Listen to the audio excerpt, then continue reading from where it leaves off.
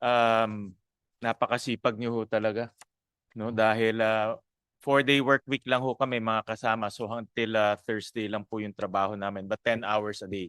No? But dahil nga itong mga pag-uusapan natin ay mahalaga at tinitignan ko ngayong agenda natin, marami ho tayong pag-uusapan ngayon.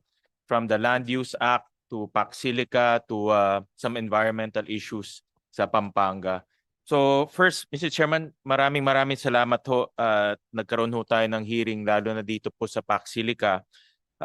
Matagal ko na hong pinag-aaralan itong initiative na ito at nakita ko po na marami pong bagay na dapat ho natin pag-usapan at marami rin mga kabutihan na dapat pong lumitaw dito po sa ating pagdinig.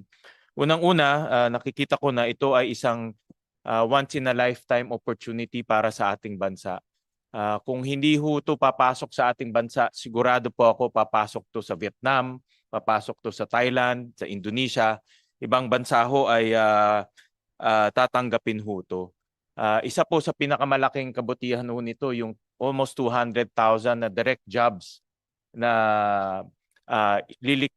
malilikha nitong initiative na ito. During the construction phase, almost mga 800,000 jobs ang pwede pong mabigyan dito po sa lugar na ito. Ang investments malaki rin, almost $70 billion ang investments ho dito sa initiative na ito. At sa mga ganitong panahon na napakabagal po ang paglago ng ating ekonomiya, kung mayroon ho mga mag-i-invest ho sa ating bansa, ay malaking bagay na ho ito, no, para sa ating long-term growth. Pangalawa po, nakita ko ho na ito ay isa sa pinakamalaking, tawag ko nga dito, industry shift sa ating bansa. Ang pinakahuling industry na pumasok ko sa atin ay yung BPO, yung Business Process Outsourcing during the 90s. Pero sa mga research ko at sa mga nababasa ko, pag hindi ho tayo magkakaroon ng industry shift, itong BPO ho, mawa-wipe out to ng artificial intelligence.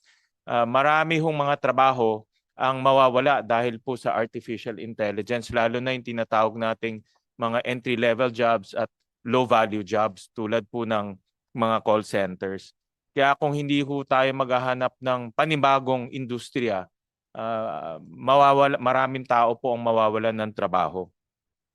Kaya Mr. Chairman, ako personally, sinusuportahan ko itong Pax Silica, pero marami rin po akong kondisyon at caveats. No?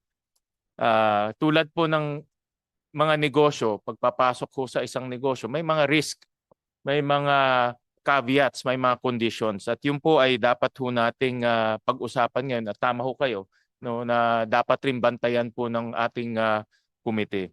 Itong mga risk at caveats, unang-una, dapat po itong initiative na ito ay sang-ayon po sa ating mga sang-ayon sa ating saligang batas at sang-ayon po sa ating local laws. Wala pong compromise ho dyan. No, hindi ho natin pwede isa lang alang po ang ating sovereignty o soberenya. No, importante po na ito ay compliant po sa ating saligang batas. Pangalawa, yung mga environmental concerns na naririnig natin. Tubig, isa diyan sa pinakamalaking concern, no? Sa mga data centers, even semiconductor industries, matakaw ho talaga yan sa tubig. No? So importante ho na na-address ho natin yung demands nitong Pax Silica Initiative pagdating po sa tubig. Pangatlo, kuryente. No? Hindi na, sawang-sawa na ho tayo sa yellow alerts, sa red alerts. Pagpapasok po na isang malaking industriya, importante po na ma-address ho natin yung kakulangan po sa kuryente. Pangalawa, yung displacement po, pangatlo, yung displacement po ng ating indigenous peoples, mga katutubo ho natin at mga magsasaka ho natin. Hindi ho natin pwedeng payagan na mawalan ng trabaho ang ating mga magsasaka. Hindi ho natin pwedeng payagan na ma-displace o matanggal po sa kanilang lugar ang ating mga katutubo. Importante po na makatarungan po ang ating pagtrato po sa ating mga magsasaka at ating mga katutubo. At lastly po, yung technology transfer. No? Importante po na natututo ho dito tayo. Hindi ho pwedeng papasok lang ang industriya, aalis, wala tayong matututunan. No, importante na magkaroon po ng malinaw na technology transfer lalo na sa ating mga kabataan, no? Pinagmamalaki ho natin, meron tayong isa sa pinakabatang populasyon sa buong mundo. Pero kung mangmang naman po yung ating populasyon, wala rin po mangyari. Kaya importante po no, technology transfer na mangyayari. At um, malapit na ho tayo sa alam niyo, isa sa mga bagay na dapat ho natin ipagmalaki ay ang ating semiconductor industry. Narinig ko dito si Dan La Chica, no? Ninth na tayo, no? Tama ba, Dan? Ninth na tayo sa pinakamalaking exporter ng semiconductor sa buong mundo. Pero low value, no? Mababa po yung value. At nakakita ko itong Pax Silica, from low value, tatalon ho tayo to high value. No, mas marami ang magiging kita po ng ating bansa at maraming kabutihan ang pwede pong idulot po ng kita na makukuha ho natin dito sa initiative na ito.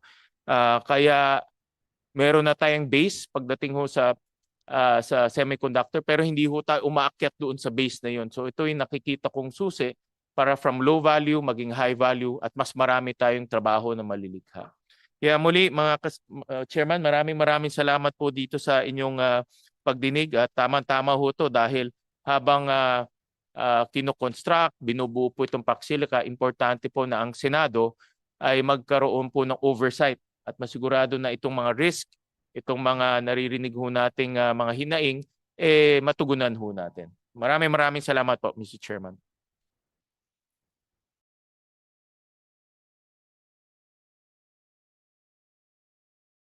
Thank you, Senate President Win Gatchalian. And next to give his opening statement is Senator Bam Aquino. Senator Aquino. Maraming salamat, Mr. Chairman. Magandang umaga po sa ating lahat. Unang-una, nagpapasalamat po kami kay Senator Tulfo for doing the hearing at the soonest possible time. Sa totoo lang po, maraming komite ang nais na mag-hearing tungkol sa Pax Silica, including our Committee on Trade and Industry.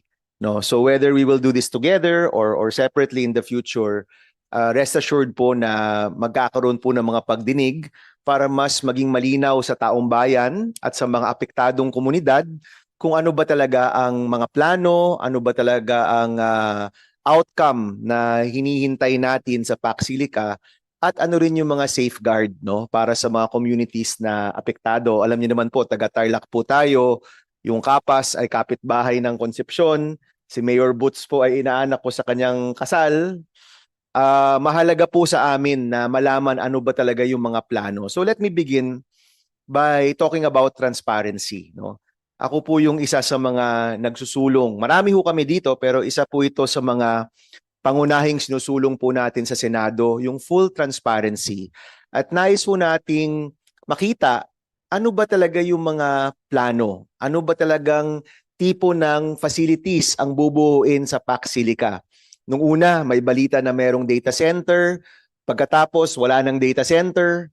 We hope that these hearings can be the venue for full transparency. Ano ba talaga yung mga plano? No? Ano ba talaga yung pangailangan pagdating sa kuryente? Ano ba talaga yung pangailangan pagdating sa tubig? Meron ba talagang magsasaka na mawawalan ng lupa? Meron ba talagang IP na mapapaalis sa kanilang ancestral domain? Lahat po na ito mahalagang malaman ng taong bayan. And kanina po, binanggit ko kay Yusek Rodolfo na posibleng nauna yung announcement bago yung specific na details. No? And I hope that this venue can be the venue to discuss the specific details. Binanggit po sa akin ni Mayor Boots kanina ng Kapas na walang naging konsultasyon bago yung announcement. Nauna yung announcement, nagulat na lang po sila na malaking parte ng Kapas ang apektado po dito.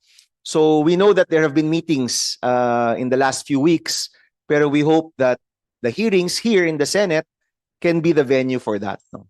Pangalawa, nais ko pong sabihin that there has to be a better way forward, no? With our goals towards industrialization, providing more jobs, advanced manufacturing. Lahat naman po yan, gaya na nabanggit ni Senate President Sherwin, maganda po yan at yan po hangarin natin. But we have to make sure that there's a better way forward when it comes to progress in our country. Nasa ating pong hangarin na mag-modernize, magkaroon ng mas maraming industriya na wala pong maiiwan, and worse, wala pong maaantala, no? Sa ating pong kasaysayan, nakita ho natin na kapag walang nagbabantay, posibleng magkaprogreso, meron namang marginalized groups ang patuloy na napapahirapan, no? I'll give an example. Nung panahon po na sinara yung Boracay, no? There was a time sinara po yung Boracay para sa pag-aayos ng mga roads, para sa pag-aayos ng beachfront. We saw that that was a needed reform. But nung ginawa po yan in the previous administration, naging biglaan yung announcement and thousands of our countrymen lost their jobs sa Boracay. At nung nag-hearing po kami doon o nag-investigate po kami doon, ang sabi nila, Sen, kami pong mga nagtatrabaho sa mga hotel na kumikita ng 25,000-30,000 pesos per month, ngayon po nakapila na po kami sa DSWD para sa ayuda. Para lang po meron kaming makain. Now, tama ba yung mga reformang ginawa sa Boracay? Tama po. Kinailangan po yun. Kinailangan ayusin yung mga daan, ayusin yung beachfront, kinailangan ayusin yung mga water systems nila.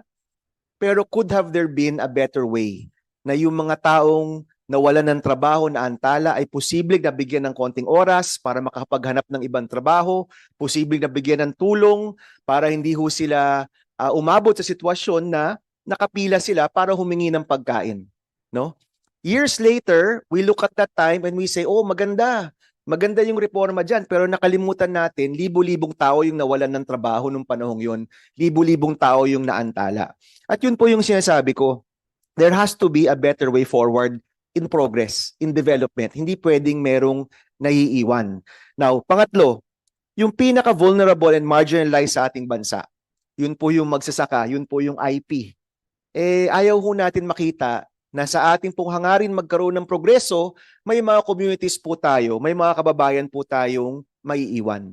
And that's why may hearing po tayo dito. That's why magagaling po yung mga taong nasa harap natin because we can find a way forward na wala pong maiiwan. Kadalasan po, yung kababayan po natin, naririnig nila mula po sa economic team. We're now a upper middle income country. Gumaganda ang ekonomiya, ang laki ng mga progreso. Pero marami sa kababayan po natin, hindi ho yung totoo para sa kanila. Hindi po yan ang Pilipinas na alam po nila. No? Sila po'y maraming hinaharap na paghihirap, sila po'y maraming hinaharap na pagkakaba sa kanilang hanap buhay, sa kanilang kinalalagyan. So ang sinasabi ko lang po, dito po sa ating hangaring i-push or itulak ang progreso sa ating bansa, siguraduhin nating walang maiiwan. At sabi nga po, ang isang bansa, ang totoong progreso sa isang bansa ay nasusukat sa kanilang pagtrato sa mga pinakamahihirap at pinakanangangailangan sa sarili nating bansa. So I hope, dear friends, no, and everybody here, lahat po tayo dito naghahanap ng progreso sa ating bansa.